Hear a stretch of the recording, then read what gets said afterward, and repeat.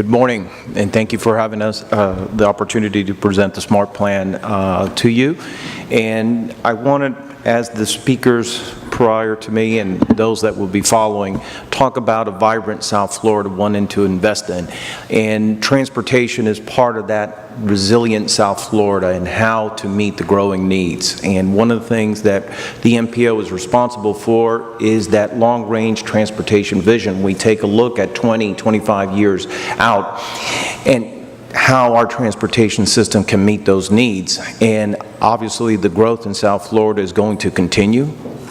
And we're going to have to address those issues moving forward. But instead of looking at just 20 years from now, there are current needs. We're behind, and we need to catch up. And this is what the SMART plan truly addresses in terms of both a long-range and a short-range strategy to advance these corridors. And as mentioned before, these corridors have, in most cases, been with us for a long time. They've been identified. In some cases, these corridors had premium transit service 100 years ago. For example, like the beach corridor. There were streetcar services to Miami Beach in the 1920s and 30s.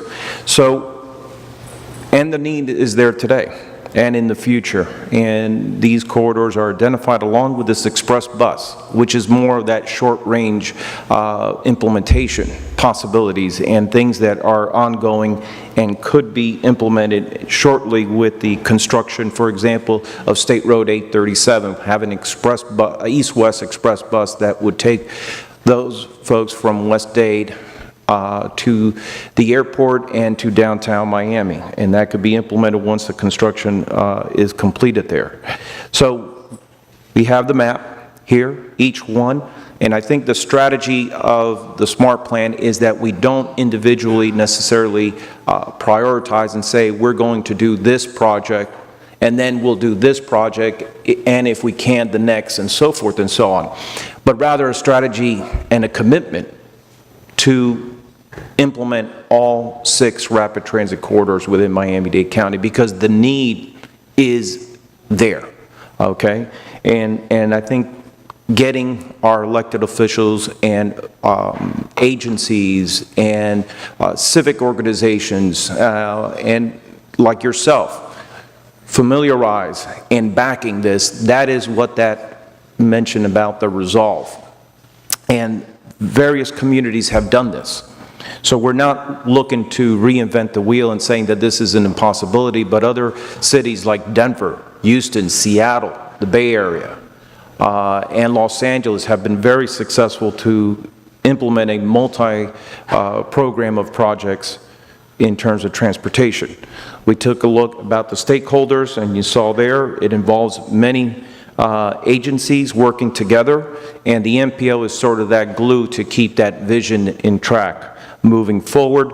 And also, as Dr. Cruz mentioned about the funding, and we're looking at their partners not only in the development of the plan and the project, etc., but also potential funding partners moving forward. And those are scarce dollars, and we need to be very united, and because it is highly competitive in that arena.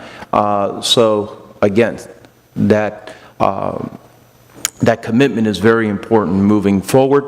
Another thing about transportation and the vibrancy of moving forward, because Mr. Gonzalez talked about the freight and trade being our #1. He kind of put in the big picture of the movement of freight of coming internationally into Miami-Dade County. But then there's a surface transportation component to that freight traffic coming into Miami International Airport and the movement of that, and really the relationship between transportation and land use. I think moving forward this plan, we're looking to integrate where we do our transportation investments as to where we want to see and target growth in Miami-Dade County so that we have that not mismatching of where development goes, where development just happens haphazardly in an area that we don't have a transportation infrastructure to be able to serve that, but rather working in tandem and getting that synergy that's needed to make the most out of the scarce resources that we have.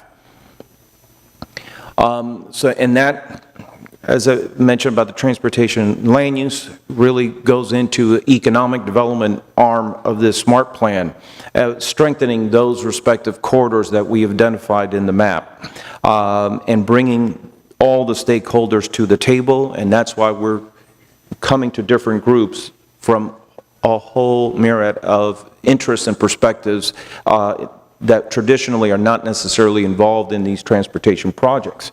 But we want to get the word out, because I think we can get good feedback moving forward to shape this in the right way to be very successful. And these are all sort of points that have been already made about a unified voice, strong region moving forward.